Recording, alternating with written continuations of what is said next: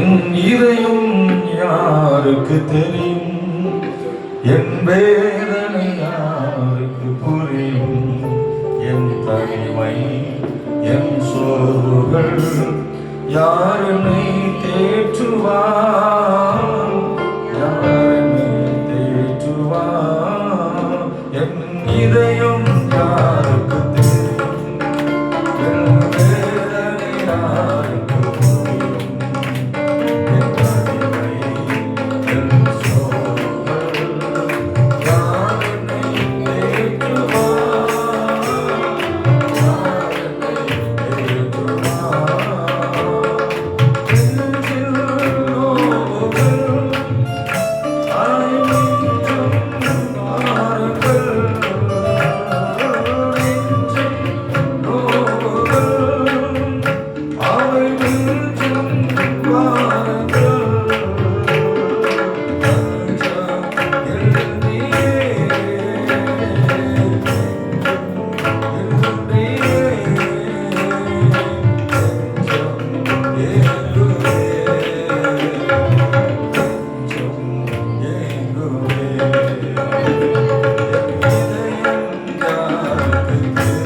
நோவுகள் அதை மீண்டும் பாருங்கள்.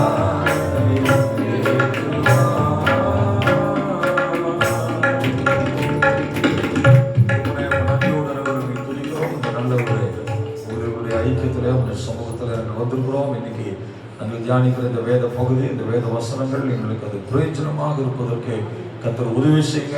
ஆண்டவரே, நாங்கள் தியானிக்கிற ஒவ்வொரு நிமிஷமும் எங்களுடைய இருதயம், எங்களுடைய வாயின் வார்த்தைகள் உங்களுக்கு பிரீதியாக இருப்பதற்கு கர்த்தர் உதவி செய்கிறாங்க. இந்த இடம் முழுவதும் பரிசுத்த ஆவியானவருடைய ஆளுகைக்கு நாங்கள் எங்களை ஒப்புக் கொடுக்கிறோம். இயேசுவின் நாமத்தில் பிதாவே.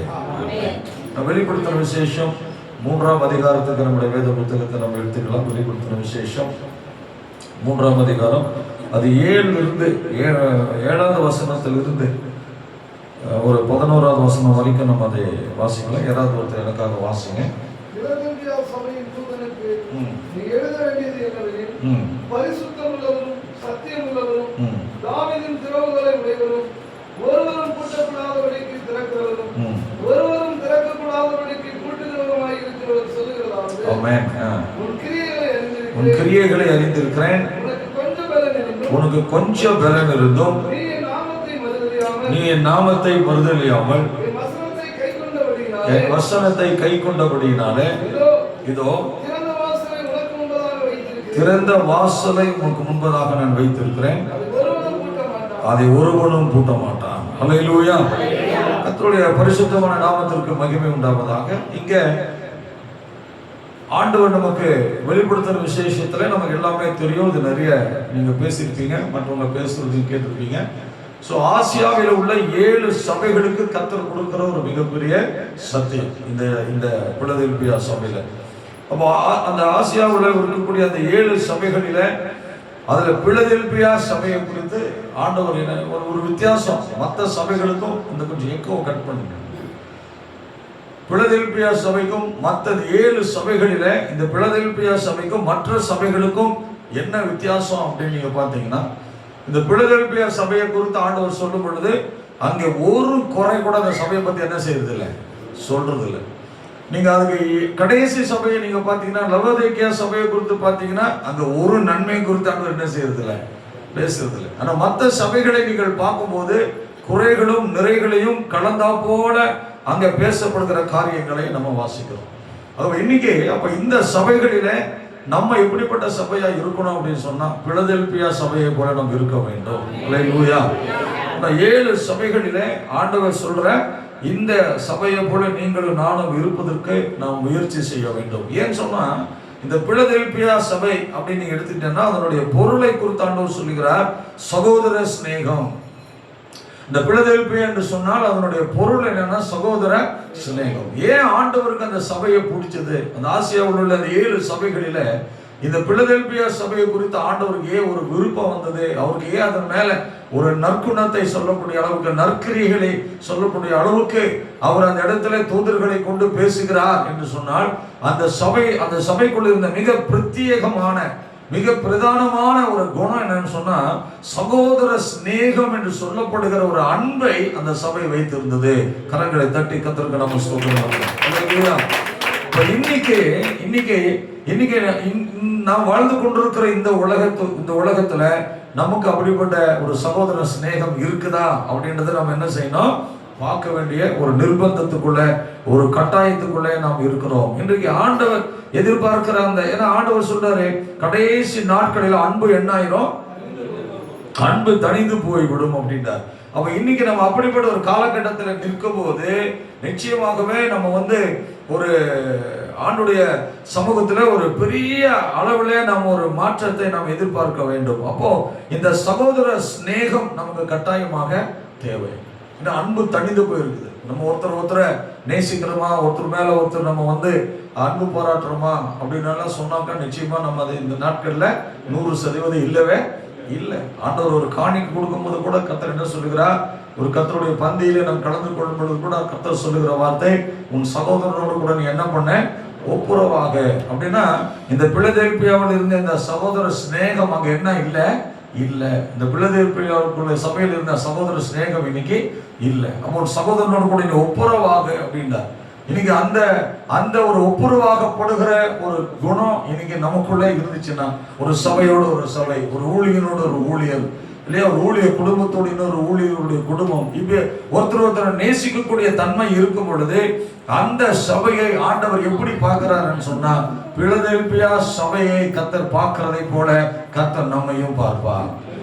இன்னைக்கு நம்ம எப்படிப்பட்ட சபையாக இருக்கணும் அப்படின்னா, நம்முடைய சபைகள் எல்லாம் நம்ம எப்படி ஆண்டவருக்காக வளர்த்தெடுக்கணும்னு சொன்னா, இந்த சபையை போல நாம் வளர்த்தெடுப்பதற்கு முயற்சி செய்ய வேண்டும்.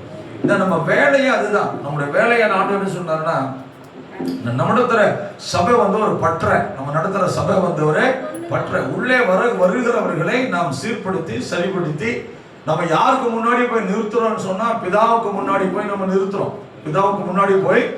அதை கரை திரையற்ற சபையாக பிதாவுக்கு முன்னாடி நிறுத்துவதற்கு தான் நம்ம ஒவ்வொரு நாளும் அந்த வேலைகளை செய்கிறோம்.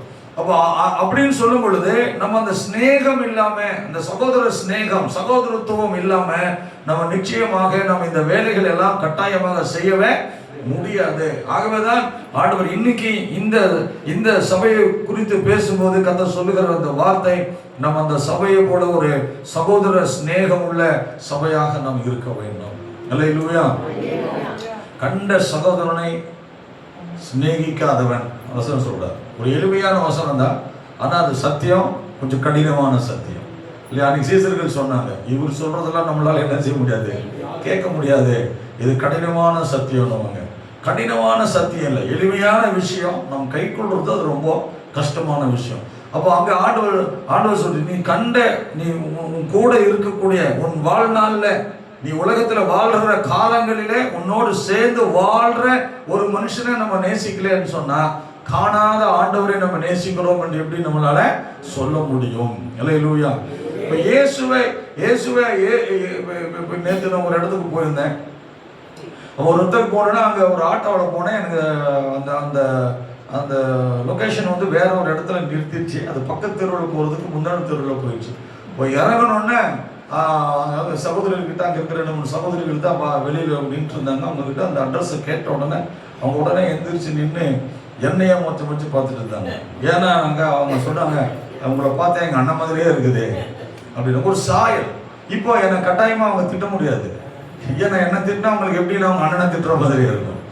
அதே போல நம்ம யாரை போல இருக்கிறோம், மனிதர்கள் யாரை போல இருக்கிறாங்கன்னா இயேசுவை போல என்ன செய்யறாங்க, இருக்கிறாங்க. இன்னைக்கு ஒரு ஒரு அரசியல்ல ஒரு தலைவர் யாராவது ஒருத்தர் தப்பு பண்ணிட்டாருன்னா அவருடைய உருவ பொம்மை என்ன பண்றாங்க, எரிக்கிறாங்க. ஏன் பொம்மையை எரிச்ச, யாரை எரிச்ச மாதிரி, அவரை எரிச்ச மாதிரி. அப்போ இவருக்கு என்ன செய்யறோமோ அது அவருக்கு என்ன பண்றோம், செய்யறோம். அதனாலதான் பிசாசு என்ன பண்றான்னு சொன்னா, சத்துருவான் இந்த உலகத்துல மனிதர்களை அலைக்கழிக்கிறான், மனிதர்களை காயப்படுத்துறான், மனிதர்களை மிகப்பெரிய அளவில் துன்புறுத்தி கொண்டிருக்கிறான். அவனுடைய நோக்கம் என்னன்னு சொன்னா, இவங்களை துன்புறுத்த யாரை துன்புறுத்துவதற்கு அது சமம், இயேசுவை துன்புறுத்துவதற்கு சமம். அதனால்தான் அங்க பவுல் சொல்றாரு, இந்த கல்லின் மேல் இந்த முள்ளின் மேல் உதைப்பது உனக்கு கடினமாமே என்றார். அவன் இயேசுவை எப்போ உதைச்சான்? இயேசுவை மேல என்ன பண்ணான்? ஒண்ணும் பண்ணல. அவன் சீசர்களை தான் கலாட்டா பண்ணான், சபையை தான் பிரச்சனை பண்ணான். ஆனா ஆண்டவர் சொன்னாரு, இந்த முள்ளின் மேல் உதைப்பது உனக்கு கடினமாமே. அப்ப என்னன்னா, இந்த ஒரு விசுவாசிய, ஒரு ஊழியனை, ஒரு சபைய டிஸ்டர்ப் பண்ணும்போது அதை யாரை நம்ம டிஸ்டர்ப் பண்றோம்னா இயேசுவை டிஸ்டர்ப் பண்றோம். அப்போ ஒரு சபைய, ஒரு ஊழியனை, ஒரு விசுவாசிய நம்ம நேசிக்கும் போது யாரை நேசிக்கிறோம்? கர்த்தரை நேசிக்கிறோம். அப்போ அதாவது உன்னை தொடுகிறவன் என் கண்ணின் மணியை தொடுகிறான் என்ற. அப்போ அந்த ஸ்நேகம், அதான் உலகத்துல நம்ம கண்ட சகோதரனை நம்ம நேசிக்கும் போது நம்மளை அறியாமைய காணாத இயேசுவை நம்ம என்ன செய்யறோம்? சிநேகிப்பதற்கு தேவன் நமக்கு உதவி செய்வார். ஹல்லேலூயா, ஹல்லேலூயா. கர்த்தருடைய பரிசுத்தமான நாமத்திற்கு மகிமை உண்டாவதாக. அந்த வசனத்தை அப்படி அடுத்தடுத்த வசனத்தை வாசிங்க. அதுல ஒரு 7வது வசனம், அதுக்கப்புறம் ஒன்னொன்னா வாசிங்க.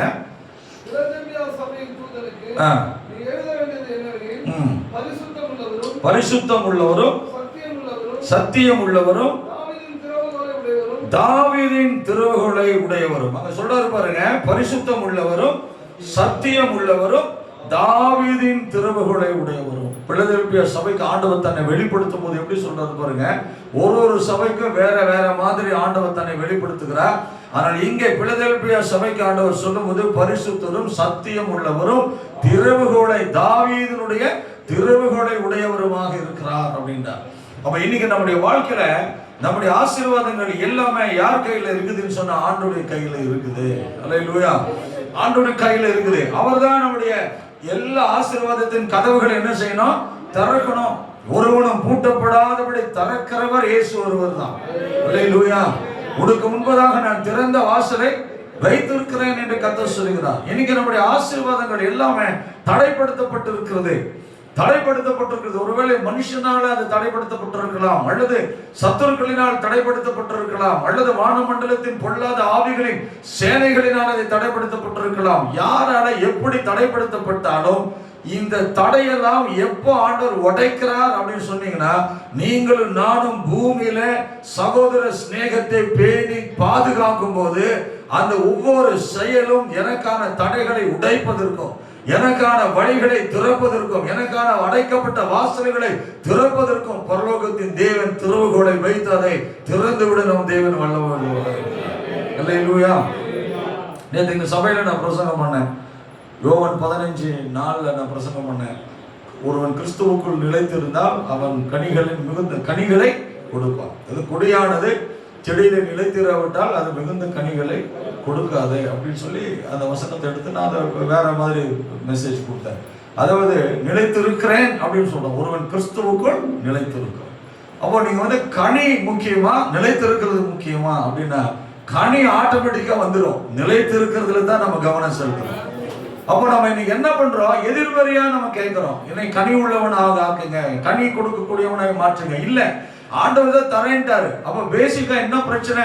நான் கிறிஸ்துவுக்குள் நிலைத்திருக்கிறேனா அப்படின்னு நம்ம பார்க்கணும். அப்போ கிறிஸ்துவுக்குள் நிலைத்திருக்கிறேன் அப்படின் போது, அப்ப கிறிஸ்துவுக்குள் நிலைத்திருக்கிறேன் என்று எப்படி நம்ம கண்டுபிடிக்க முடியும் சொன்னா, கிறிஸ்துவுக்குள் நிலைத்திருக்கிறேன் என்று சொல்லுகிறவன் தான் செய்தவைகளை அவர் செய்ததை அவர் நடந்ததை போல நாமும் என்ன செய்ய வேண்டும்? நடக்க வேண்டும் என்றார். அப்போ நம்ம முதலில் செய்ய வேண்டியது என்னன்னா, அவர் எப்படி நடந்தார் என்பதை பார்க்கணும். அவர் எப்படி நடந்தார் அப்படின்றத பார்த்தானாக்கா, அதுபோல நம்ம நடக்கும்போது ஆசீர்வாதங்களை கர்த்தர் தானாக கொண்டு வந்து கர்த்தர். கனிக்காக நம்ம ஜெபிக்க தேவையில்லை, கனி வேணுன்றதுக்காக ஜெபிக்க தேவையில்லை. நம் கிறிஸ்துவுக்குள் நிலைத்திருக்கிறோம் என்பதற்கு இந்த அடையாளங்கள், அதுபோல ஒரு 5 குறிப்புகளை நான் நேற்றைக்கு கொடுத்தேன். அதுபோல இன்னைக்கு கூட அதான் சொல்றேன், நம்ம சகோதர சிநேகத்தை நான் பாராட்டும் போது அது ஒரு எளிமையான விஷயம். ஆனா வாழ்க்கையில் அதை நடைமுறைப்படுத்துவது கடினமான விஷயம். அதனால ஆண்டவர் சொல்கிறார், சத்துருக்களையும் நீங்க என்ன பண்ணுங்க? சிநேகிங்கள். இன்னைக்கு சத்துருக்களையும் ஏன்னா நம்முடைய ஆசீர்வாதம் அங்கதான் இருக்குது. நம்ம ஒருவரை ஒருவர் சிநேகித்து ஒருவருக்காக ஒருவர் நம்ம ஒரு பாதுகாப்பாக இருக்கும்போது கர்த்தர் அங்கே நமக்கான எல்லா நன்மைகளை ஆண்டவர் கட்டளிடுவார். ஆனால் இந்த பிலதெல்பியா சபையினுடைய மேன்மைக்கான காரணம், இந்த பிலதெல்பியா சபையினுடைய அந்த உயர்வுக்கான காரணம், இந்த பிலதெல்பியா சபையில எந்த குறையில்லாம அது நடந்ததற்கு காரணம் என்னன்னு சொன்னா, அவங்க கிட்ட இருந்தது மிகப்பெரிய ஒரு உன்னதமான ஒரு கேரக்டர் என்னன்னா, அவர்கள் ஒருவரை ஒருவர் சிநேகித்து அந்த அன்பை பாராட்டினார்கள். அவர்கள் அன்பை என்ன பண்ண ஆண்டவர் நமக்கு சொல்லுவார், நீங்க எதுல வேணாலும் கடனா இருங்க, கடனாளிகளாக இருங்க, ஆனால் அன்பிலே மாத்திரம் என்ன பண்ணுங்க, கடனாளிகளாக இராதீங்கன்றார். அன்புல மாத்திரம் என்ன இருக்கக்கூடாது, அன்பு செலுத்தணுமா அது செலுத்திடணும், அதை நம்ம கடன் வச்சிடக்கூடாதுன்றாரு. அப்படிதான் வேதம் நமக்கு கற்றுக் கொடுக்குது. நீங்க ஆதியாகமத்திலிருந்து அந்த சப்ஜெக்ட் அப்படியே நீங்க பார்த்துட்டு வந்தீங்கன்னா, காயின் ஆபேலுக்கு பிரச்சனை என்னது, அதுதான். காயின் ஆபேலுக்கு அந்த அன்பு இருந்திருந்தா நிச்சயமா அந்த கொலை என்ன செஞ்சிருக்காது, நடந்திருக்காது. ஏன்னா கொரிந்தியர் மிக தெளிவா சொல்கிறார், அன்பு சகலவற்றையும் நம்பும் தாங்கும் சகிக்கும் பொறுக்கும், அன்புக்கு என்ன இல்லை, பொறாமை இல்லைன்றார். அன்புக்கு என்ன இல்லை, பொறாமை இல்லை. அங்க பிரச்சனையே எதனால வந்தது, பொறாமையினால வந்தது. அந்த சகோதர சிநேகம் இருக்கிற இடத்துல என்ன இருக்காது, இப்போ சண்டை சச்சரவு, அங்க வேற மாதிரி காரியங்கள் எல்லாம் அங்க இருக்காது. அப்போ அங்க ஆண்டவரே சொல்லுகிறார், உன் சகோதரன் மேல் கவனம் செலுத்தினாயான்றார். அப்போ அவன் சொல்றான், நான் அவன் சகோதரனுக்கு காவலாளியா அப்படின்னு போது அப்ப சொல்றாரு, இல்ல அவனுடைய ரத்தம் என்னை நோக்கி என்ன செய்து கூப்பிடுதுன்றார். அல்லேலூயா. அவனுடைய ரத்தம் என்னை நோக்கி கூப்பிடுகிறது. நான் அது கூட ஒரு இடத்துல மெசேஜ் கொடுத்தேன். ஒரு இடத்துல இந்த ரத்தத்தை பத்தி பேசும்போது, இந்த மனுஷனுடைய ரத்தம் சிந்தப்பட்டது, ஆனால் அந்த ரத்தம் தேவனிடத்துல என்ன சொல்லுதுன்னா, பழி வாங்குவதற்கு தான் என்ன பண்ணுது, பழி வாங்குறதுக்கு. தீர்க்கதரிசிகளுடைய ரத்தம், பரிசுத்தவான்களுடைய ரத்தம், வசனத்தின் நிமித்தம் சாட்சி நிமித்தம் வாழ்ந்து மரித்த பரிசுத்தவான்களின் ரத்தம் பரலோகத்துல பலிபீடத்துக்கு கீழே இருந்து அங்க என்ன அவங்க சொல்றாங்கன்னா, எங்களுடைய ரத்த சிந்ததின் நிமித்தமாக பூலோகத்துல இன்னும் நீங்க பழி வாங்காம இருக்கீங்களே, எது வரைக்கும் நீங்க பழி வாங்காம இருப்பீங்க அப்படின்னு அங்க சில ஆவிகள் என்ன பண்ணுது, கூக்குரலிட்டு கொண்டிருக்கிறது. ஆனால் இயேசு சிந்தின ரத்தம் இல்ல, எல்லாம் மனுகுலத்துக்காக பரிந்து பேசுகிற ஒரு ரத்தமாக இருந்தது. அல்லேலூயா. நிறைய விஷயங்களை அது சார்ந்த சப்ஜெக்ட் ஒரு முறை நான் பேசுறேன். அப்படின்னா சகோதர ஸ்நேகம் என்பது நமக்கு ரொம்ப முக்கியமான விஷயம். ஆகவே அந்த ஸ்நேகம் நம்ம வாழ்க்கையில யோனாத்தான் போல, தாவீதை போல இல்லையா, அவங்க ஒருவரை எப்படி நேசித்தார்கள் என்று சொன்னால், உயிரை போல என்ன பண்ணாங்க, நேசித்தார்கள். மிக தெளிவாக சொல்லி, அப்படிப்பட்ட அன்பு உள்ள ஒரு சபையாக சபை வளர்க்கும் பொழுதுதான் அங்கே இயேசு, அன்புள்ள இயேசு அங்கே இருக்க முடியும். அல்லேலூயா. அப்ப நீங்க நம்ம எப்படிப்பட்ட சபையை நடத்திட்டு இருக்கிறோம், சபை எப்படிப்பட்ட விதங்களில வளர்த்து கொண்டிருக்கிறோம், எப்படிப்பட்ட அந்த மக்களுக்கு நீங்களும் நானும் சாட்சிகளாக, ஒரு முன்மாதிரியாக, ரோல் மாடலா நம்ம இருக்கிறோம் என்பதை இந்த கூடுகையில நீங்களும் நானும் புரிந்து கொள்ள வேண்டும். தொடர்ந்து அதை வாசிங்க. ஒருவரும் கூட்டப்படாதவர்களுக்கு திறக்கிறவரும் ஒருவரும் திறக்கப்படாதவர்களுக்கு கூட்டுகிறவருமாய் இருக்கிறவர் சொல்லுகிறதாவது, உன் கிரியைகளை அறிந்திருக்கிறேன். நல்ல கவனிங்க, உங்களுக்கு கொஞ்சம் பலன் இருந்தும் நீர் என் நாமத்தை மறுதலியாமல் என் வசனத்தை கை கொண்டபடியினால். ஆமென். ஹல்லேலூயா. அடுத்தபடி அவர் சொல்றாரு பாருங்க, கொஞ்சம் பலன் இருந்தும் நீ யார மறுதலிக்கல, என்னை நீங்க என்ன செய்யல, மறுதலிக்கல. இன்னைக்கு இந்த பிலதெல்பியா என்கிற இந்த சபை துருக்கியில ஒரு பகுதியில இருக்குதுன்னு சொல்றாங்க. அங்க இருந்த மொத்த மக்கள் தொகையே ஒரு 10,000 பேர் தான் இருந்திருக்காங்க அந்த காலகட்டத்துல அந்த சபை. இன்னைக்கு அந்த ஆசியாவில் இருந்த இந்த 7 சபைகள், இந்த 7 சபைகளும் இன்றைக்கு தகர்க்கப்பட்ட நிலைமையில, அது எதுவுமே கட்டப்படாத ஒரு நிலைமையில மண்மேடுகளாக இருக்குது அப்படின்றது ஒரு சரித்திர ஆய்வுகள் சொல்றாங்க. கர்த்தருக்கு ஸ்தோத்திரம். ஆனால் இன்றைக்கு இந்த பிலதெல்பியா சபையை குறித்து ஆண்டவர் அடுத்து சொல்லும்போது சொல்லுகிறார், உனக்கு கொஞ்சம் பலன் இருந்தும் நீ என்ன செய்யல, மறுதலிக்கல. அல்லேலூயா. ஆண்டவர் அதுதான். ஆண்டவர் நம்ம கர்த்தருக்கு சாட்சியா இருக்கிறதுக்கு ஒரு பெரிய பலன் நமக்கு தேவையே இல்லை. இந்த பலத்தோட நீ போ, இந்த பலத்தோட நீ போ, மீதியானவர்களை நீ என்ன பண்ணுவாய், நீ முறியடிப்பாய். இஸ்ரவேலை நீ அவர் கைக்கு நீ என்ன பண்ணுவாய், ரட்சித்துக் கொள்வாய். அதுக்கு அவனை எதிர்க்கிறதுக்கு பெரிய பலம் நமக்கு தேவையில்லை, பெரிய பலம் தேவையில்லை. கொஞ்சம் பலம் இருந்தாலே போதும். அந்த கொஞ்சம் பலத்தோட நம்ம ஆண்டவருக்கு எதிர்நோக்கி ஆண்டவர் வேலையை செய்யும் போது கர்த்தர் நமக்கான பலனை தந்து நம்மை நடத்துவார். அல்லேலூயா. கர்த்தர் நமக்கான பலனை தந்து நம்மை நடத்துவார். யாக்கோபை குறித்து நான் அடிக்கடி நான் சொல்லுவேன், தியானம் பண்ணுவேன். யாக்கோபு என்னும் சிறு பூச்சியே அப்படின்னு கர்த்தர் சொல்லுகிறார். யாக்கோபு என்னும் சிறு பூச்சியே, நீ ஒன்றுக்கு என்ன செய்யாத, கவலைப்படாத. எப்படி நம்ம கவலைப்படாம இருக்க முடியும்? எல்லா சிங்கமும் புலியும் கரடியுமா இருக்கும்போது ஒரு பூச்சி வந்து பயப்படாம இருக்க முடியுமா? அது கையில என்ன செஞ்சிடலாம், அப்படி நசுக்கி தூக்கி போட்டுடலாம். ஆனா தேவனுடைய பிள்ளைகள் வந்து அப்படி நீங்க என்ன செய்யக்கூடாது, நினைக்க கூடாது. கர்த்தருடைய பிள்ளைகள் பார்க்கிறது தான் பூச்சி மாதிரி இருப்பாங்க, ஆனா அவங்களுக்குள்ள இருக்கிறவர் யாருன்னா ஆண்டவராக இயேசு கிறிஸ்து, சர்வ வல்லமையுள்ள தேவன். அதனால்தான் நம்ம அடிக்கடி சபைக்கு நம்ம சொல்றோம், உலகத்தில் இருக்கிறவர்களை பார்க்கலும் நமக்குள்ள இருக்கிறவர் பெரியவர், அவர் பெரிய காரியங்களை ஆண்டவர் செய்வார். யாக்கோபின் சிறுபூச்சியை நீ ஒன்றுக்கும் பயப்படாத, ஏன்னா நான் உன்னை மலைகளையும் குன்றுகளையும் தகர்க்கும்படியான கூர்மையான எந்திரமாய் நான் உன்னை உருவாக்கி இருக்கிறேன். அல்லேலூயா. ஆண்டவர் நம்மளை எப்படி வச்சிருக்கிறா, மலைகளாகட்டும் குன்றுகளாகட்டும் அது எல்லாத்தையும் தகர்த்து முன்னேறி செல்லக்கூடிய எந்திரங்களாக ஆண்டவர் உங்களையும் என்னை வைத்திருக்கும் போது அவருடைய கொஞ்சம் பலன் நமக்கு இருந்தா போதும், அந்த பலன் எல்லாத்தையும் செஞ்சு முடிக்கக்கூடிய ஆற்றலையும் சக்தியும் கர்த்தர் வைத்திருக்கிறார். அதனால சீசர்களுக்கு அன்னைக்கு ஆண்டவர் சொன்னார், அப்போஸ்தலர்களே நீங்கள் உன்னதத்திலிருந்து வரக்கூடிய பரிசுத்த ஆவியானவருடைய பலனை பெற்றுக்கொள்ளுகிற வரைக்கும் நீங்கள் தரித்திருங்கள். அந்த பலன் உங்களுக்கு வந்துருச்சுன்னு சொன்னா உங்களை அசைப்பதற்கு இந்த உலகத்துல யாருமே இல்லை. அல்லேலூயா. ஒரு காலகட்டத்தில் சனிக்கிழமை ஆச்சுன்னா நம்முடைய பெந்தகோஸ்த சபைகள் எல்லாம் ஒரு டாரி மீட்டிங் நடத்திட்டு இருப்பாங்க, பரிசுத்தாவியின் கூட்டம். இன்னைக்கு அதில் இருக்கா அப்படின்னா இல்லை, வச்சிருக்கிறோம். ஒரு சில இடத்துல மக்கள் என்ன செய்யறதில்ல, வருதில்லை. வந்தாலும் அந்த ஆவியின் அபிஷேகத்தை பெறுவதற்காக அவர்கள் தங்களை அர்ப்பணித்து ஜெபிக்கிறார்களா துதிக்கிறார்களா அப்படின்னு சொன்னா இல்லவே இல்லை. அன்னைக்கெல்லாம் நீங்க பாத்தீங்கன்னா பேண்டும் டேமரின் தான். அந்த பேண்டு டேமரினே எங்க இருக்குன்னு சில நேரத்துல தெரியாது. ஆவில நிறைஞ்சி பாஸ்ட் நடத்துறாரா இல்லையே தெரியல, விசுவாசிகள் ஆவில நிரம்பி முனங்கடல அப்படியே அங்கேயும் இங்கேயும் அவங்க துதிச்சு ஆராதிச்சுட்டு அந்த இடமே நெருப்பு மாதிரி இருக்கும். பிசாசு வந்து அங்க நிக்காது, வியாதி வந்து அங்க நிக்காது, எல்லா பாவமும் அங்க என்ன செய்யாது, நிக்காது. எல்லாம் மன திரும்புதல், பாவ மன்னிப்பு, கட்டுகள் உடையுது, எல்லாமே நடக்குங்க. ஏன் சொன்னா அந்த இடத்துல தேவனுடைய ஆவியானவர் அங்க விடுதலை செய்யக்கூடிய, வசனம் சொல்றது ஆவியானவர் எங்கே உண்டு அங்க விடுதலை உண்டுன்றார். அப்ப கர்த்தருடைய ஆவியானவர் இறங்கினா அதனால நிச்சயமாக விடுதலை ஏற்படும். அப்போ அதுக்கு நம்ம வந்து பெரிய பலம் எனக்கு வேணும், அதுக்கு நிறைய ப்ரிப்பரேஷன் வேணும்ன்றதுல கொஞ்சம் பலம் இருந்தாலும் போதும். ஆண்டுடைய நாமத்தை நம்ம மறுதலிக்காமல் நம்ம இருப்பதற்கு கர்த்தர் கிருபை செய்வார்.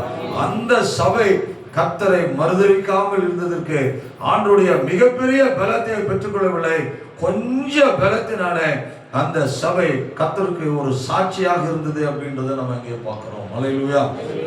இன்னைக்கு நம்முடைய சபை, நம்முடைய ஊழியங்கள் நம்ம எப்படி அதை வச்சுக்கணும் அப்படின்னா, மக்களுக்கு இதைத்தான் கற்றுக் கொடுக்க வேண்டும்.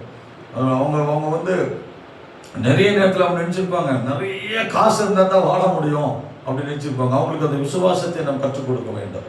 ஆனால் சொன்ன விசுவாசத்தை துவக்குகிறவர், எபிரேயர்ல சொல்றார், விசுவாசத்தை துவக்குகிறவரும் அதை முடிக்கிறவருமாக இயேசுவை நோக்கி பாருங்கள். அவங்க சம்பாத்தியத்தை பார்க்க கூடாது, சபை வந்து காணிக்கப்பட்டு என்ன செய்யக்கூடாது, பார்க்க கூடாது. அதுல வருதுல நம்ம வாழ்க்கையை நடத்த முடியாது. அல்லேலூயா.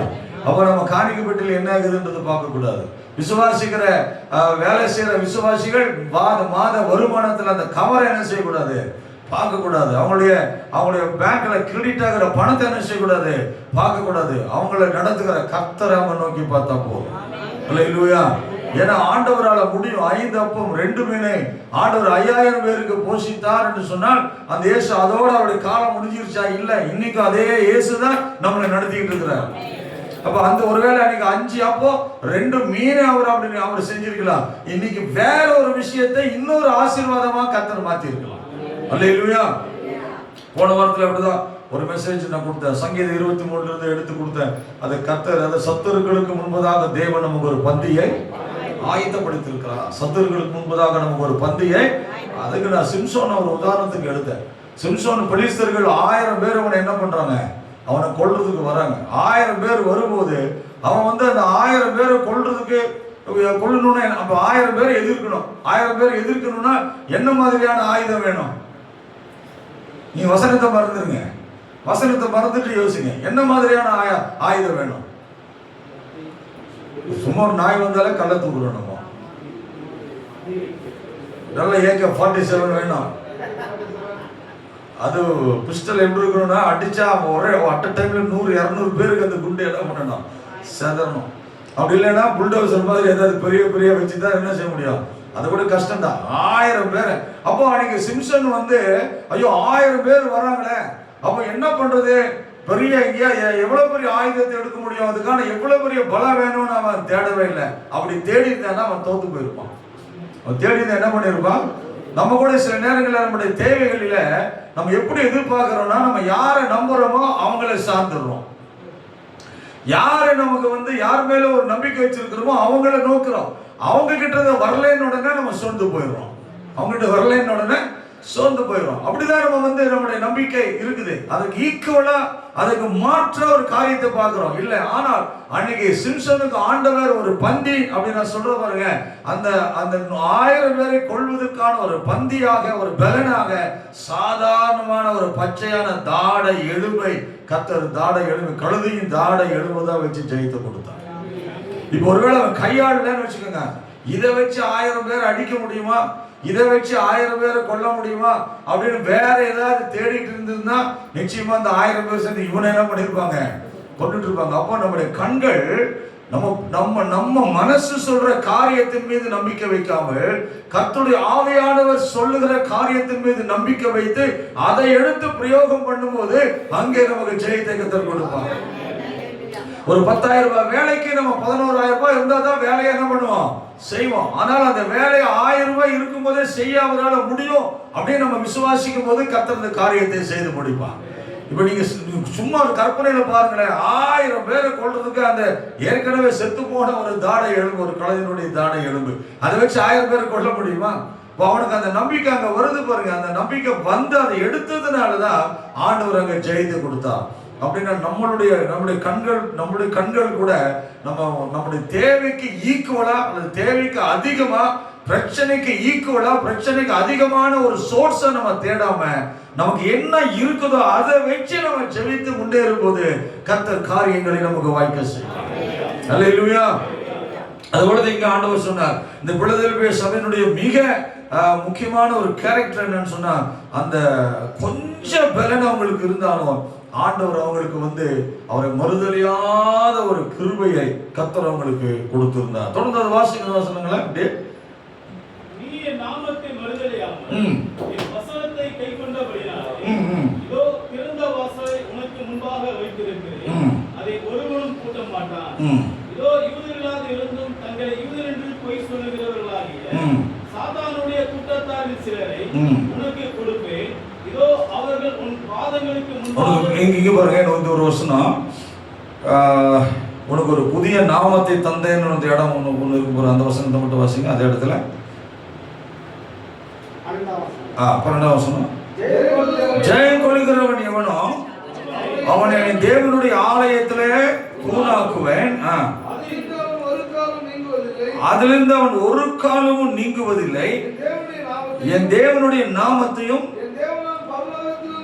என் தேவனாலே பரலோகத்திலிருந்து இறங்கி வருகிற புதிய எருசலேமாகிய என் தேவனுடைய நகரத்தின் நாமத்தையும் என் புதிய நாமத்தையும் அவன் மேல் என்ன செய்வேன், எழுதுவேன் அப்படின்றார். அப்போ ஆண்டவர் இந்த இடத்துல இந்த பிலதெல்பியா சபையினுடைய இந்த மேன்மையான காரியங்களுக்கு அடுத்தது என்ன காரணம் சொன்னா, தேவன் அவர்களுக்கு ஒரு புதிய நாமத்தை கர்த்தர் கொடுத்திருந்தார். அந்த புதிய நாமம் தான் அவங்களுக்கான வெற்றியை கொடுத்தது. அந்த புதிய நாமம் தான் தேவனுடைய சமூகத்திலிருந்து பாராட்டுதலை பெற்றுக் கொடுத்தது. அப்போ அந்த தேவனுடைய நாமம் தான் அவர்கள் தேவனுக்கென்று அந்த எல்லா சூழ்நிலைகளிலும் சாட்சியாக இருப்பதற்கு கர்த்தர் அவர்களுக்கு கிருபை செய்தார். இந்த புதிய நாமம் என்பது சாதாரணமா நம்ம நினைச்சிடக்கூடாது. நமக்கு சில இடங்கள்ல பெயர்கள் ஆண்டவரை வைக்கிறார். ஸோ ஆபிராம பார்க்கிறோம், ஆபிராம் இல்லையா, சாரா ஆபிராம் பார்க்கும்போது ஆபிராமே நாம் இருக்கிற வரைக்கும் அவனுக்கு அவன் ஜாதிகளுக்கு தகப்பனாக என்ன செய்யவில்லை, மாறவில்லை. அப்போ அந்த ஆபிராம் என்கிற அவனுடைய பெயரை ஆபிரகாம் அப்படின்னு சொல்லி ஒரு புதிய நாமத்தை கொடுத்த உடனே அவன் ஜாதிகளுக்கு தகப்பனாக அவன் மாறினான் இல்லையா. சீமோனுடைய பேர் சீமோன் அப்படின்னு இருக்கிற வரைக்கும் அவன் அசைந்து ஆடுகிற ஒரு நாணல் செடியை போல இருந்தான். அவன் நம்புறான், விசுவாசிக்கிறான், விசுவாசத்துல திடீர்னு ஒரு சந்தேகம் வருது, இதெல்லாம் மாறி மாறி வாழ்க்கை போயிட்டு. ஆனா பேதுருவின் கர்த்தர் அவனுடைய பேரை மாற்றின உடனே அவன் ஒரு கல்லுக்கு சமமாக, ராயப்பர் அப்படின்னு சொல்றாங்க, அவருக்கு இன்னொரு பேர் இருக்குது. அவர் ராயப்பர் அப்படின்னா ஒரு பாறைக்கு சமமாக அவன் இருந்ததுனாலதான் ஆண்டவர் சொன்ன, இந்த கல்லின் மேல் என் சபையை நான் கட்டுவேன். அதுக்கு முன்னாடி அந்த நாணல் செடி மேல ஆண்டவருடைய சபையை என்ன செய்ய முடியாது, கட்ட முடியாது. நிலையான உறுதியான ஒரு தூணை போல இருக்கக்கூடிய அந்த ஒரு இடத்தின் மீது, கடினமான ஒரு இடத்தின் மீது தான் கர்த்தர் சபை என்ன செய்ய முடியும்? கட்ட முடியும். அப்ப வந்து சீமோனா இருக்கிற வரைக்கும் ஆண்டவர் அவன் மேல சபை என்ன செய்ய முடியாது? கட்ட முடியாது. ஆகவே ஆண்டவர் அவனை பேதுருவாக மாற்றி அது ஒரு புதிய நாமம் என்பது நீங்க பாருங்க, ஒரு புதிய மகிமையை இங்கு கொடுக்கிறது. உங்களுடைய ஆண்டவர் சொல்றார், எப்சிபா என்றும் பியூலா என்றும் நீ என்ன செய்யப்படுவாய்? அழைக்கப்படுவாய். பேரை மாத்துறார். பேரை மாத்தும் போது அங்க காரியங்கள் என்ன ஆகுது? வேற மாதிரி அங்கே கர்த்தர் அங்கே மாற்றுகிறார். யாக்கோபை ஆசீர்வதிக்கும் போது இனி உன் பேர் யாக்கோபு எனப்படாமல் இஸ்ரவேல் எனப்படும் அப்படின்னார். ஒரு புதிய நாமத்தை கர்த்தர் என்ன செய்கிறார்? அங்கே தரிப்பிக்கிறார். ஆக எங்கெல்லாம் புதிய நாமங்கள் கொடுக்கப்படுகிறதோ அந்த புதிய நாமங்கள் கொடுக்கப்படுகிற இடத்தில் எல்லாம் கர்த்தருடைய கரம் அங்கே இருக்கிறது. அப்ப இந்த பிலதெல்பியா சபைக்கு இந்த கேரக்டர் எல்லாம் பார்த்தோன்னே ஆண்டவர் திறந்த வாசலை மாத்திரம் கொடுக்கல, அங்க அவருடைய பாதுகாப்பு மாத்திரம் கொடுக்கல, அவருடைய தீமையிலிருந்து அவங்களை பாதுகாக்கிற ஒரு தேவனாக மாத்திரமல்ல, அவங்களுடைய வாழ்க்கையில அவர்களுக்கு ஒரு புதிய நாமத்தை கொடுத்து ஆண்டவருக்குள்ள பெரிய ஆசீர்வாதங்களை பெற்றுக்கொள்ளக்கூடிய ஒரு கிருபைகளையும் ஆண்டவர் எங்க கொடுக்கிறது நம்மளால பார்க்க முடியும். சொன்னா இன்னைக்கு நீங்களும் நானும் ஒரு புதிய நாமத்தை தரிப்பித்துக் கொள்ள வேண்டும். ஆண்டவர் நமக்கு நம்ம இன்னைக்கு ஒரு ஒரு ஒரு சடங்காச்சாரமா பேரை வைக்கிறோம். ஞானஸ்நானம் எடுக்கும்போது என்ன பண்ணோம்னா ஒரு பேரை நம்ம என்ன செய்யறோம்? வைக்கிறோம். ஏதாவது ஒரு ஒரு வேற ஒரு பேர் இருந்துச்சுன்னா அதில் ஜோசப்னு என்ன செய்யறோம்? பேர் வைக்கிறோம். அல்லது மோசேன்னு என்ன செய்யறோம்? பேர் வைக்கிறோம். ரூபன் சொல்லி பேர் வைக்கிறோம். அப்படி பல பேர்களை வைக்கிறோம். அந்த பேரை வச்சேன்னா பேருக்கு அதுக்கு என்ன இருக்காது? சம்பந்தமே இருக்காது. ஆனா அன்னைக்கு ஆண்டவர் வந்து ஒரு வெளிப்பாடோட ஒருத்தருடைய பேரை கர்த்தர் என்ன பண்ணார்? அங்கே வைத்தார். அதுபோல இன்னைக்கு ஆண்டவர் நமக்கு ஒரு புதிய நாமத்தை கொடுக்கும் பொழுதுதான் நாம் தேவனுடைய சமூகத்தில் நாம் எழுப்பி பிரகாசிப்பதற்கும் வல்லமையான காரியங்களை செய்வதற்கும் தேசத்துல அடைப்பட்ட வாசல்களை திறப்பதற்கும் உங்களையும் என்னையும் தேவன் ஒரு திறவுகோலாக கர்த்தர் நிச்சயமாக மாற்றுவார். ஹல்லேலூயா. அப்ப நம்முடைய வாழ்க்கையில தேவனுடைய சமூகத்திலிருந்து ஒரு புதிய நாமத்தை, அதாவது ஆண்டவர் சொன்னார் புதிய எருசலேம். ஆண்டவர் என்ன பண்றாரு? இந்த வானத்தையும் இந்த பூமியை என்ன பண்றேன்? அழிச்சிட்டு புதிய வானத்தையும் புதிய பூமி என்ன செய்யறேன்?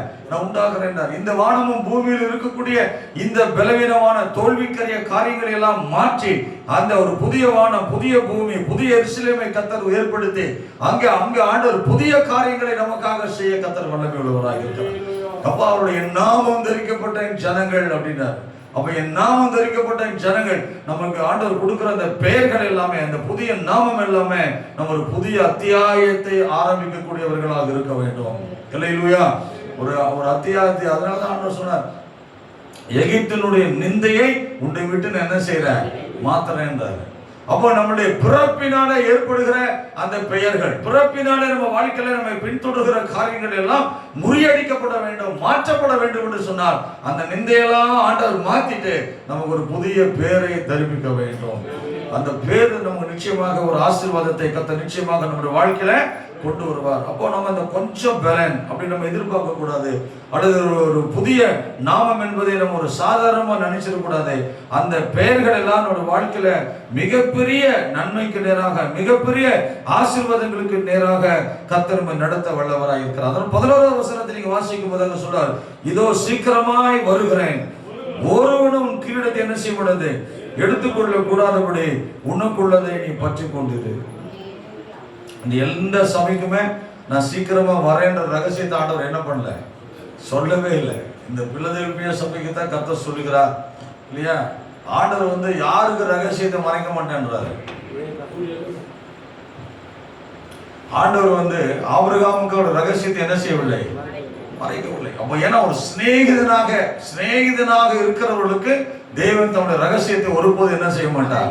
மறைக்க மாட்டார். அப்ப இந்த சபை எப்படிப்பட்ட சபையாக இருந்தது? ஒரு சகோதர சிநேகம் உள்ள சபையாக இருந்தது. ஒரு சகோதர சிநேகம் உள்ள சபையாக இருந்ததுனால ஆண்டவர் தான் வரப்போகிற அந்த காரியங்களை கர்த்தர் அங்கே வெளிப்படுத்துகிறார். அல்லேலூயா. இதோ சீக்கிரமாய் வருகிறேன் அப்படின்னு ஒருவனும் உன் கிரீடத்தை என்ன செஞ்சிடக்கூடாது? எடுத்துக்கொள்ளாதபடிக்கு.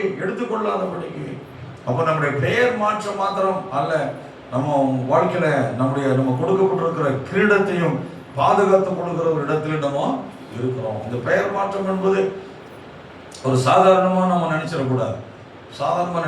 அவ்வளவு வல்லமையான காரியங்களை அதுல வைத்திருக்கிறார். இது ஒரு கதை கூட சொல்லுவாங்க, திடீர்னு ஞாபகம் வந்ததுனால சொல்றேன். ஒரு சிஎஸ்ஐ சபையில் அவர் ஃபாதரை சொல்லிட்டு செக்ஷன் சொல்லிட்டாரு, நீங்கள் சர்வீஸ் எல்லாம் முடிச்சுட்டு வந்த உடனே நம்ம சுவையாக சாப்பிட்டு ரொம்ப நாள் ஆச்சு, அதனால் நல்ல சிக்கன் மட்டன் எல்லாம் எடுத்து என்ன பண்ணேன், நல்லா சமைச்சு வச்சுருப்பா, நான் சர்வீஸ் முடித்தோடனே நேராக வந்தோடனே எனக்கு டைனிங்கில் எல்லாமே இருக்கணும்னு சொல்லி மெனுவெல்லாம் கொடுத்துட்டு போயிட்டார். இப்போ செக்ஷன் போய் எல்லா வேலையும் முடிச்சுட்டு அவரும் போய் கடைசி ஆராதனையில் உட்காந்துருக்கிறாரு. முடிச்சோடனே வீட்டுக்கு ஐயா வந்து உட்காந்த உடனே சரி சாப்பாடு எடுத்துக்கணுமாப்பா அப்படின்னு சொல்லி உட்காந்தோடனே அவன் அங்கே வந்து என்ன பண்ணான்னா கத்திரிக்காய், வெண்டைக்காய், முருங்கைக்காய் அதெல்லாம் கொண்டு வந்து வச்சான்.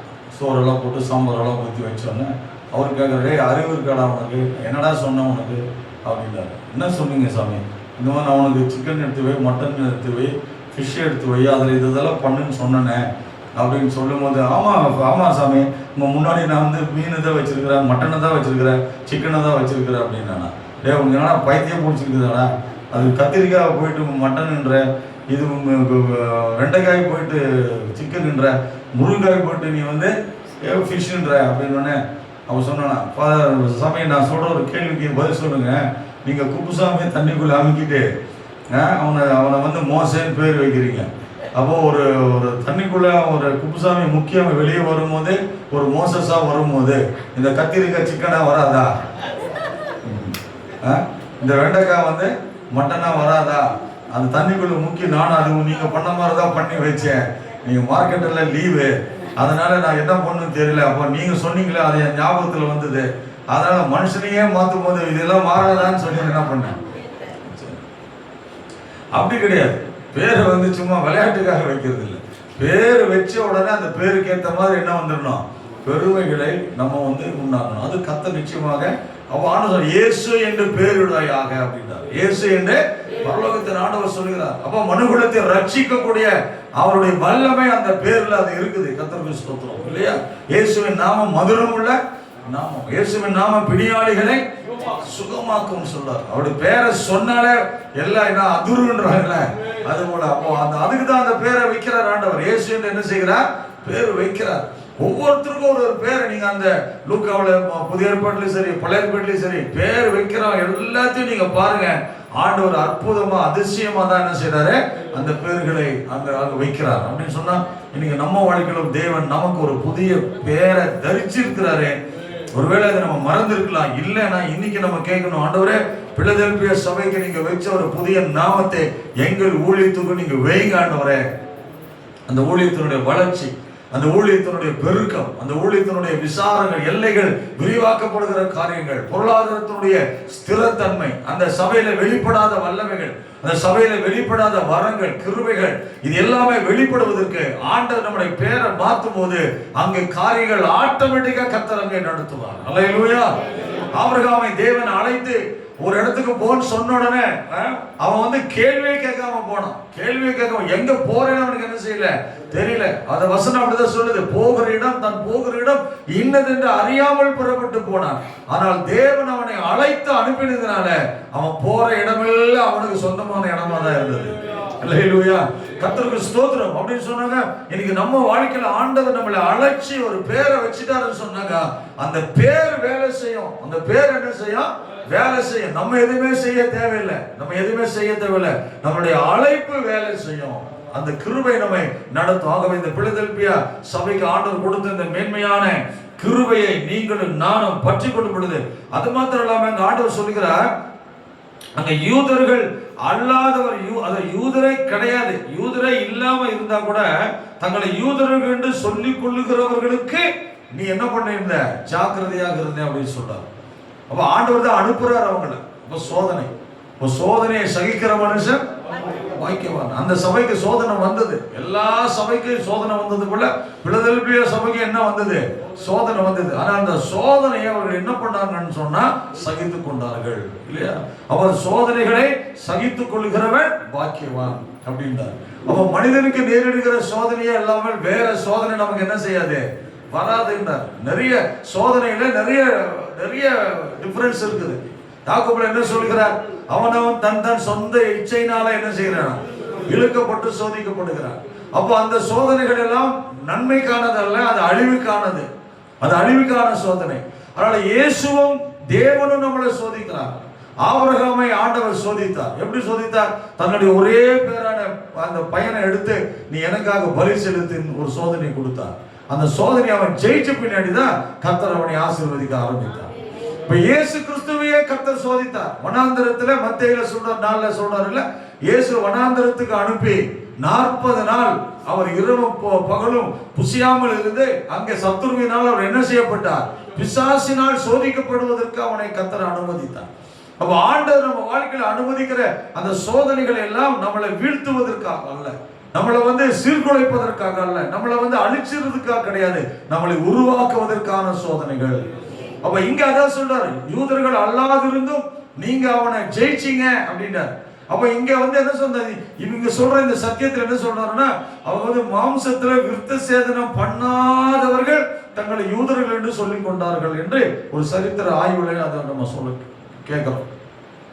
அப்ப யூதர்கள், அவன் நான் யூதன், நான் விருத்த சேதனம் பண்ணி இருக்கிறேன்றா. இன்னைக்கு நமக்கு அப்போ அந்த விருத்த சேதனம் பண்ணவர்கள் விருத்த சேதனம் பண்ணாதவர்கள் அப்படின்னு சொன்ன என்னன்னா, இன்னைக்கு மாம்சமும் ஆவியும் தான். அது மாம்சமும் ஆவியும் ஒன்றோட ஒன்று என்ன செய்யுது? போராடி கொண்டே இருக்கிறது. மாம்சத்துக்கு விரோதமாக ஆவியும், பரிசுத்த ஆவிக்கு விரோதமாக மாம்சமும் இன்றைக்கு போராடி கொண்டே இருக்கிறது. மாம்சமும் ஆவியும் உற்சாகம் உள்ளது, ஆனால் மாம்சமும் பலவீனமானது அப்படின்னு சொல்றாரு. அப்ப நீங்க பாருங்க, அப்ப இந்த பலவீனத்தை ஜெயிக்கிறதுக்கு தான் கர்த்தர் பலமுள்ள பரிசுத்த ஆவியானவரை நம்ம கொடுத்திருக்கிறார். அப்ப சோதனைகளை சகிப்பதற்கு கர்த்தர் நமக்கு பலனை கொடுத்திருக்கிறார். அப்ப அதான் ஆண்டவர் சொன்னார், அந்த தீங்கிலே நீ அகப்பட்டு அழிந்து விடாதபடி, அந்த தீங்கிலே நீ அகப்பட்டு என்னை விட்டு என் அன்பை விட்டு தூர போய் விடாதபடி நான் உன்னை காத்துக் கொள்கிறேன். சொல்ற, நான் உன்னை என்ன செய்கிறேன்? காத்துக் கொள்கிறேன். அப்ப சோதனை வரும், எல்லாருக்கும் சோதனை வரும். சோதனை வராம நம்ம ட்ரையல் இல்லாம நம்ம என்ன செய்ய முடியாது?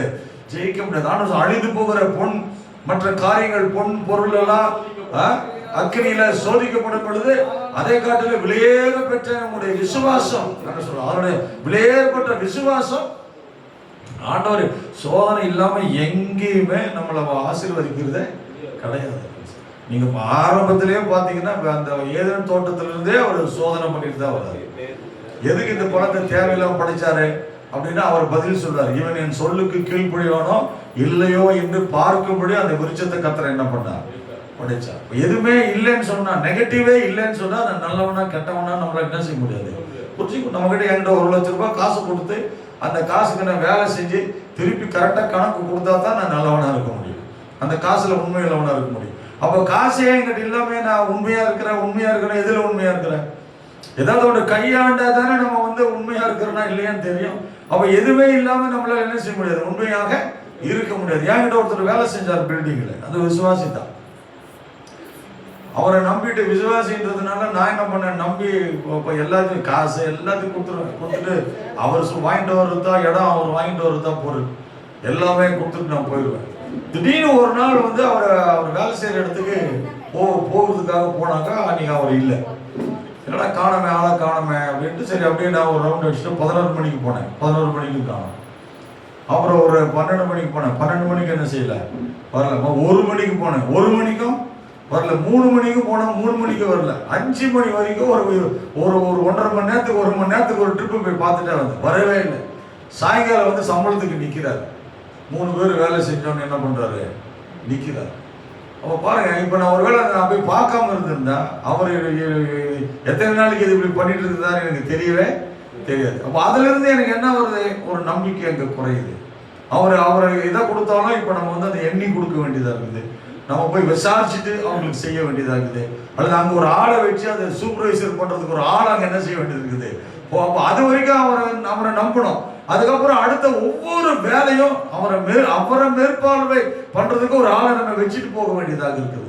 அப்போ அவர் உண்மையா இருக்கிறாரா இல்லையான்னு எப்படி தெரியும்? அவரை ஃப்ரீயா விடும்போதுதான் அவர் எப்படிப்பட்டவர் என்பது நமக்கு தெரியும். அது போலதான் நம்ம கையில சில நேரம் ஆண்டவர் எல்லாத்தையும் டெஸ்ட் பண்ணாம அதை சொல்றார், அழிந்து போகிற இல்லை உலக பிரகாரமான அழிந்து போகிற ஒரு பொருள் மேலேயே நம்ம உண்மை இல்லைன்னு சொன்னா, அழிந்து போகாத நிலையான பொருளை ஆண்டவர் நம்ம கையில் எப்படி தருவார் அப்படின்றார். அப்போ முதல்ல ஆண்டவர் நம்மளை எப்படி டெஸ்ட் பண்றாருன்னா, இந்த உலகத்துல பிரயோஜனமற்ற, ஒண்ணுக்கு உதவாத, அல்லது அது எல்லா வகையிலும் நிலைக்காத ஒரு விஷயத்தை கையில கொடுத்துட்டு தான் நம்மளை டெஸ்ட் பண்ணி அதுல நம்ம உண்மையா இருக்கிறான்னு கர்த்தர் பார்க்கிறார். அப்ப நம்ம அதுல உண்மையா இருக்கும்போது அடுத்து ஆண்டவர் கனமான காரியங்களை கர்த்தர் நமக்கு தருவார். அல்லேலூயா. சபையில ஒரு 10 பேர் இருக்கிறாங்கன்னா அந்த 10 பேருக்கு நம்ம எப்படி சர்வீஸ் பண்றோம், அந்த 10 பேர் எப்படி மெயின்டைன் பண்றோம், அந்த 10 பேருக்கு எப்படி நம்ம வசனத்தை ஆண்டவர் சமயத்துல காத்திருந்து நம்ம கொடுக்கிறோம், இது அவங்களுடைய உத்தரவாதம், அவங்களுடைய குடும்பத்தை குறித்து எந்த அளவுக்கு நம்ம உத்தரவாதம் எடுத்து கொடுக்கிறோம், அவங்களுடைய வாழ்க்கையில விசுவாசத்தை அவங்களை வளர்ப்பதற்கு என்னென்னலாம் நம்ம பண்றோம், இதெல்லாம் பார்த்துட்டு தான் ஆண்டவர் அடுத்து இன்னொரு 10 பேரை கர்த்தர் தருவார். சோ இந்த உயர்வுகள் எல்லாமே நம்முடைய ஊழியத்தை பார்த்து, நம்முடைய உண்மை தன்மையை பார்த்து தான் ஆண்டவர் கொஞ்சம் கொஞ்சமா நம்ம வாழ்க்கையில உயர்த்துவார். சொன்ன இந்த பிலதெல்பியா சபையிலிருந்து நாம் கற்றுக்கொள்ள வேண்டியது காரணம் என்னன்னா, ஆண்டவரே தான் அந்த யூதர்கள் அல்லாதவர்களே அவருக்கு சோதனைக்காக அனுப்புகிறார். ஆனால் அவர்கள் அதில் ஜெயிப்பதற்கு கர்த்தர் ஒரு பாதுகாப்பையும் கர்த்தர் என்ன செய்யறாரா, கொடுக்கிறாரா. கரங்களை தட்டி கர்த்தருக்கணும் ஸ்தோத்திரம். கர்த்தருடைய நாமம் மகிமைப்படுவதாக. இந்த பிலதெல்பியா சபையிலிருந்து இன்னைக்கு நம்ம கற்றுக்கொண்ட காரியங்கள், நம்முடைய தேவன் சத்தியம் உள்ளவர், பரிசுத்தர், அவர் ஒருவரும் பூட்டக்கூடாத தாவீதின் திறவுகோலை உடையவராக இருக்கிறார். அப்போ அவர்கிட்ட நம்ம எப்படி இருக்கணும்னு சொன்னா, கொஞ்சம் பலம் இருந்தாலும் போதும், அந்த கொஞ்சம் பலத்தோடு இயேசுவை மறுதலிக்காமல் நாம் இருக்க வேண்டும். ஒரு புதிய நாமத்தை பெற்றுக்கொண்ட அனுபவத்தோடு நாம் இருக்க வேண்டும். அது மாத்திரம் இல்லாதபடி அவருடைய பொறுமையை குறித்து சொல்லப்பட்ட அந்த வசனத்தை நாம் கவனமாக கையாள வேண்டும்.